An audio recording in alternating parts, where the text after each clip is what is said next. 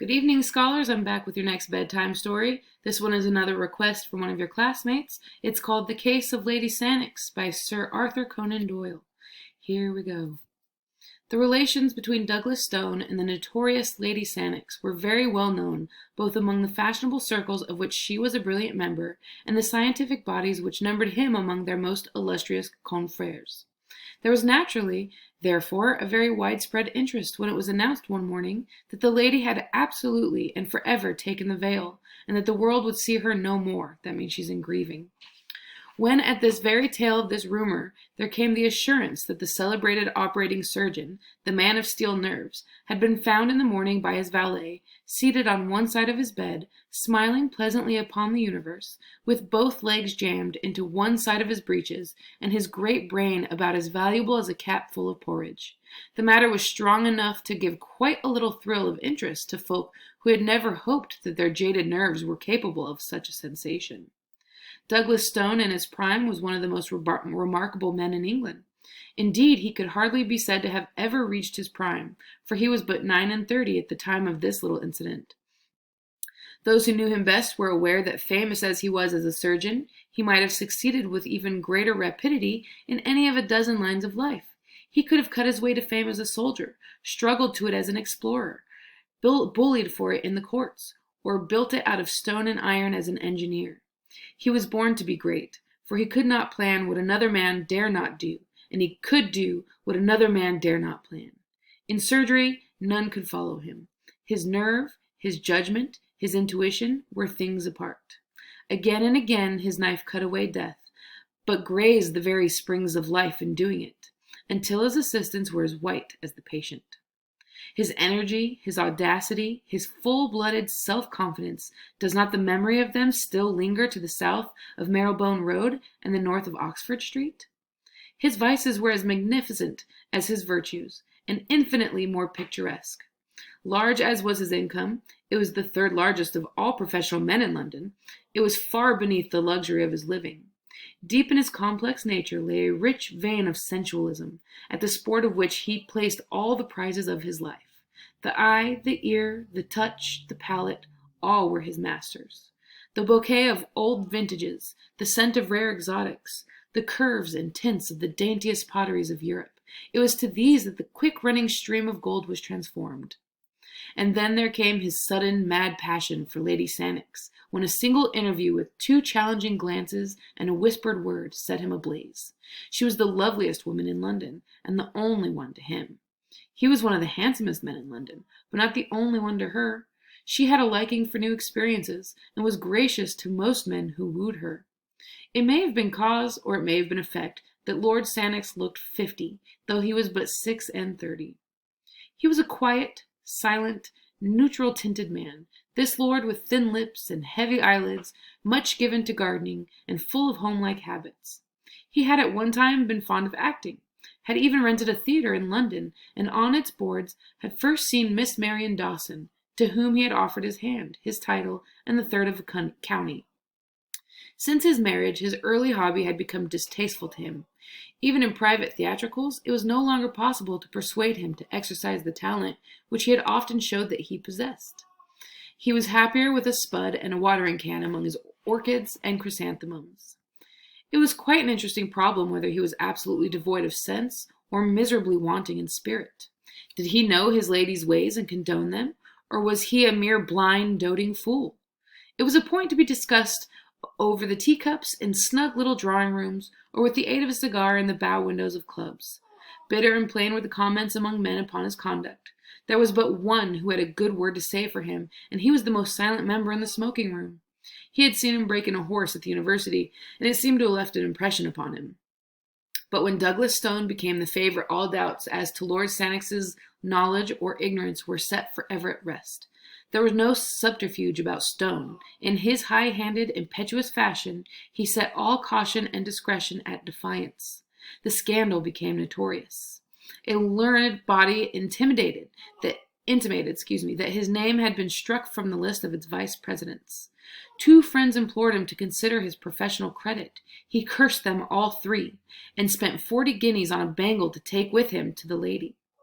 He was at her house every evening, and she drove in his carriage in the afternoons.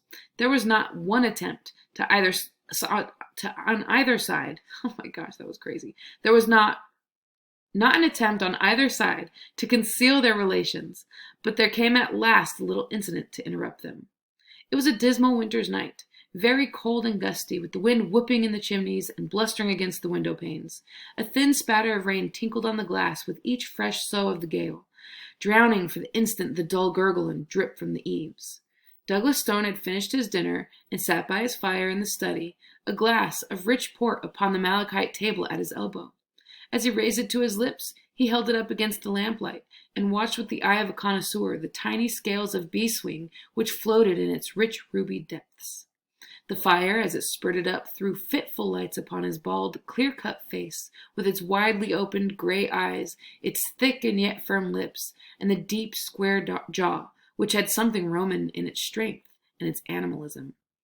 He smiled from time to time as he nestled back in his luxurious chair. Indeed, he had a right to feel well pleased, for against the advice of 6 colleagues, he had performed an operation that day of which only 2 cases were on record, and the result had been brilliant beyond all expectation. No other man in London would have had the daring to plan or the skill to execute such a heroic measure. But he had promised Lady Sannox to see her that evening, and it was already 8:30. His hand was outstretched to the bell to order the carriage when he heard the dull thud of the knocker. An instant later there was the shuffling of feet in the hall and the sharp closing of a door. "A patient to see you, sir, in the consulting room," said the butler. "About himself?" "No, sir, I think he wants you to go out." "It is too late," cried Douglas Stone peevishly. "I won't go." "This is his card, sir." The butler presented it upon a gold salver, which had been given to the master by the wife of a prime minister. "Hamil Ali Smyrna. Hum! The fellow is a Turk, I suppose?" "Yes, sir. He seems as if he came from abroad, sir, and he's in a terrible way." "Tut, tut! I have an engagement. I must go somewhere else. But I'll see him. Show him in here, Pym." A few moments later the butler swung open the door and ushered in a small and decrepit man, who walked with a bent back and with the forward push of the face and blink of the eyes which goes with extreme short sight. His face was swarthy, and his hair and beard of the deepest black. In one hand he held a turban of white muslin striped with red, in the other a chamois leather bag. "Good evening," said Douglas Stone when the butler had closed the door. "You speak English, I presume?" "Yes, sir, I am from Asia Minor, but I speak English when I speak slow." "You wanted me to go out, I understand?" "Yes, sir, I wanted very much that you should see my wife." "I could come in the morning, but I have an engagement which prevents me from seeing your wife tonight."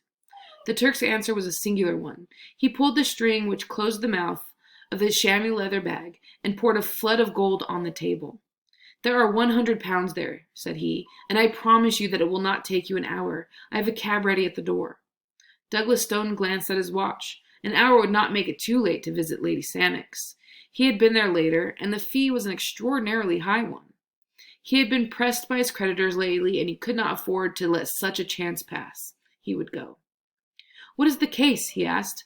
"Oh, it is a sad one, so sad a one. You have not perhaps heard of the daggers of the Almohades?" "Never." "Ah, they are Eastern daggers of a great age, and of a singular shape, with the hilt like what you call a stirrup. I am a curiosity dealer, you understand, and that is why I come to England from Smyrna. But next week I go back once more. Many things I brought with me, and I have a few things left, but among them, to my sorrow, is one of these daggers."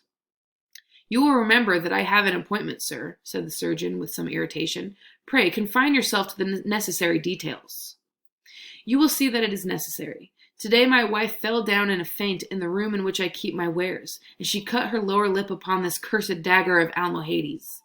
"I see," said Douglas Stone, rising. "And you wish me to dress the wound?" "No, no, it is worse than that." "What then?" "These daggers are poisoned." "Poisoned?" "Yes, and there is no man, east or west, who can tell me now what is the poison or what the cure. But all that there is known I know, for my father was in this trade before me, and we have had much to do with these poisoned weapons." "What are the symptoms?" "Deep sleep and death in 30 hours." "And you say there's no cure? Why then should you pay me for this considerable fee?"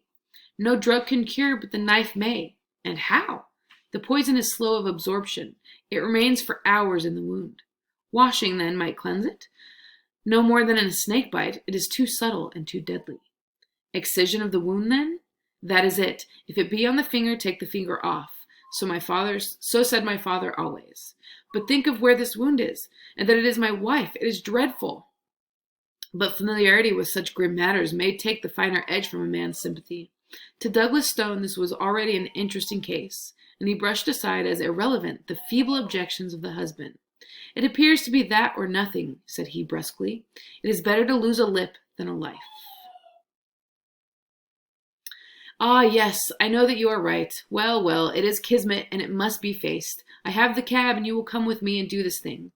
Douglas Stone took his case of bistouries from a drawer and placed it with a roll of bandage and a compress of lint in his pocket. He must waste no more time if he were to see Lady Sannox.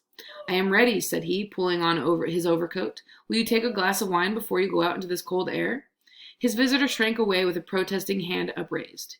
You forget that I am Mussulman and a true follower of the Prophet, said he. I think that should be Muslim, but I think it's spelled different. But tell me, what is the bottle of green glass which you have placed in your pocket? It is chloroform. Ah, that is also forbidden to us. It is a spirit, and we make no use of such things. What? You would allow your wife to go through an operation without an anesthetic? Ah, she will feel nothing, poor soul. The deep sleep has already come on, which is the first working of the poison. And then I have given her of our Smyrna opium. Come, sir, for already an hour has passed. As they stepped out into the darkness, a sheet of rain was driven in upon their faces, and the hall lamp, which dangled from the arm of a marble caryatid, went out with a fluff. Pym, the butler, pushed the heavy door to, straining hard with his shoulder against the wind, while the two men groped their way towards the yellow glare which showed where the cab was waiting. An instant later they were rattling upon their journey. Is it far? Asked Douglas Stone. Oh, no, we have very little quiet place off the Euston Road. The surgeon pressed the spring of his repeater and listened to the little tings which told him the hour. It was 9:15. He calculated the distance and the short time which it would take him to perform so trivial an operation. He ought to reach Lady Sannox by 10 o'clock. Through the fogged windows he saw the blurred gas lamps dancing past, with occasionally the broader glare of a shop front. The rain was pelting and rattling upon the leathern top of the carriage, and the wheels swashed as they rolled through the puddle and mud. Opposite to him, the white headgear of his companion gleamed faintly through the obscurity. The surgeon felt in his pockets and arranged his needles, his ligatures, and his safety pins, that no time might be wasted when they arrived. He chafed with impatience and drummed his foot upon the floor. But the cab slowed down at last and pulled up. In an instant Douglas Stone was out, and the Smyrna merchant's toe was at his very heel. You can wait, said he to the driver. It was a mean-looking house in a narrow and sordid street. The surgeon, who knew his London well, cast a swift glance into the shadows, but there was nothing distinctive. No shop, no movement, nothing but a double line of dull, flat-faced houses, a double stretch of wet flagstones which gleamed in the lamplight, and a double rush of water in the gutters which swirled and gurgled toward the sewer gratings. The door which faced them was blotched and discolored, and a faint light in the fan pane above it served to show the dust and the grime which covered it. Above, in one of the bedroom windows, there was a dull yellow glimmer. The merchant knocked loudly, and as he turned his dark face toward the light, Douglas Stone could see that it was contracted with anxiety. A bolt was drawn, and an elderly woman with a taper stood in the doorway, shielding the thin flame with her gnarled hand. Is all well? Gasped the merchant. She is as you left her, sir. She has not spoken? No, she is in deep sleep. The merchant closed the door, and Douglas Stone walked upon the narrow passage, glancing about him in some surprise as he did so. There was no oilcloth, no mat, no hat-rack. Deep gray dust and heavy festoons of cobwebs met his eyes everywhere. Following the old woman up the winding stair, his firm footfall echoed harshly through the silent house. There was no carpet. The bedroom was on the second landing. Douglas Stone followed the old nurse into it with the merchant at his heels.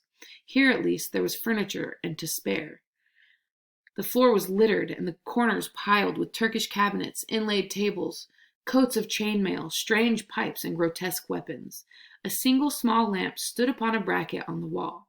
Douglas Stone took it down, and picking his way among the lumber, walked over to a couch in the corner, on which lay a woman on which lay a woman dressed in the Turkish fashion, with yashmak and veil. The lower part of the face was